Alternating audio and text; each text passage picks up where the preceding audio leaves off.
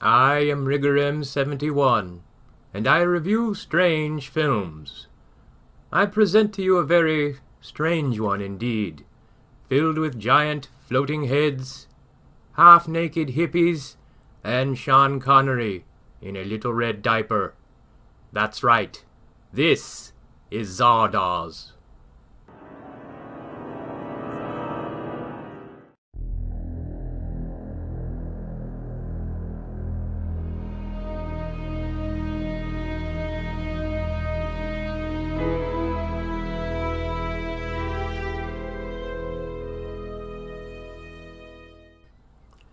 In the early 1970s, writer and director John Boorman was preparing to adapt The Lord of the Rings into a film project for United Artists.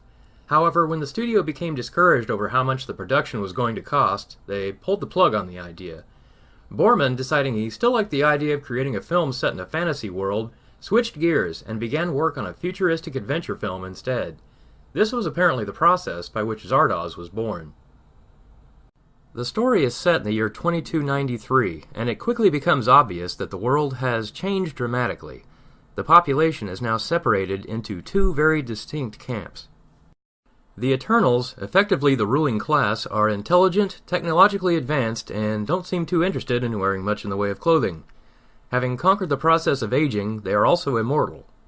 They live separate from the other inhabitants, isolated and protected in what appears to be a large country estate they call the Vortex. At the other end of the spectrum are the Brutals. These are the peasants that live outside the Vortex and apparently include everyone that wasn't selected to be part of the Eternals' little country club.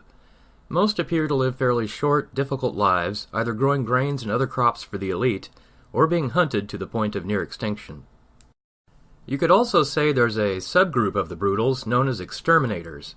These are the warriors chosen to keep the other Brutals in line and make sure they fill their farming quotas, or hunt them down like vermin. It seems to be an either-or kind of deal. The Exterminators themselves are kept in line by a giant floating stone head known as, yep, you guessed it, Zardoz. The giant head gives them guns as well as provides a transport device for the crops that are grown. The Exterminators believe Zardoz is their god and act accordingly, as one would when confronted with a giant floating head that speaks to them in biblical verse. If that sounds like a lot of exposition, that's because it is.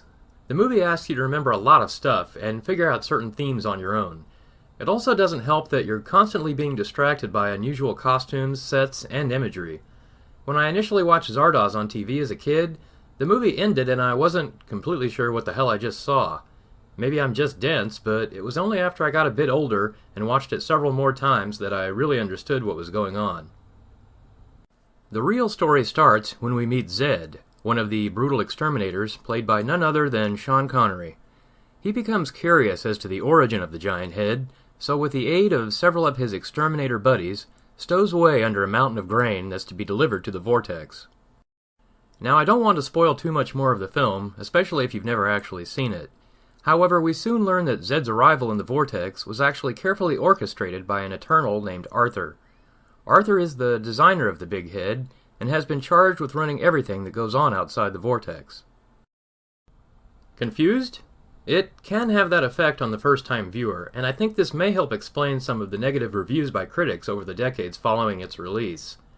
However, in recent years the movie has picked up a fairly decent cult following, and many are giving it a second look.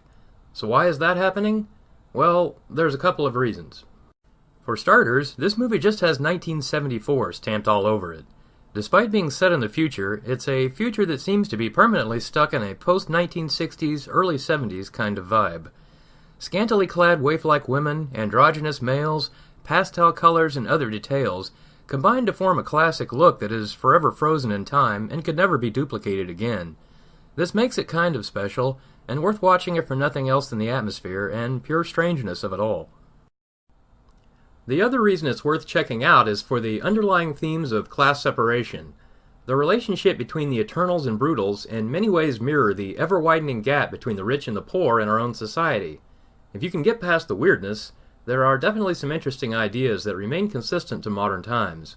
However, if you have no interest in that, you can always just watch it for the unintentional humor, which there is plenty of. Zardoz is definitely one of those movies that can have a polarizing effect on viewers. It's either fascinating or incredibly stupid depending on how you look at it. However, there is one thing it has that many other movies could have used. Sean Connery.